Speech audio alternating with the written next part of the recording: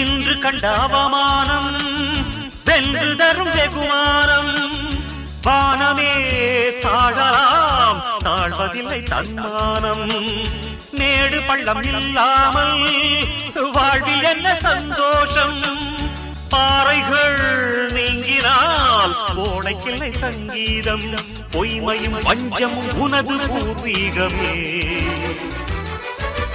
ரத்தமும் வேர்வையும் எனது ராஜாங்கமே. எனது நடையில் உனது படைகள் போட்டிப்படுவே. அடே நண்பா, உண்மை சொல்வே. சவால் வேண்டாம், உன்னை வெல்வே. வெற்றி நிச்சயம், இது வேத சத்தியம்.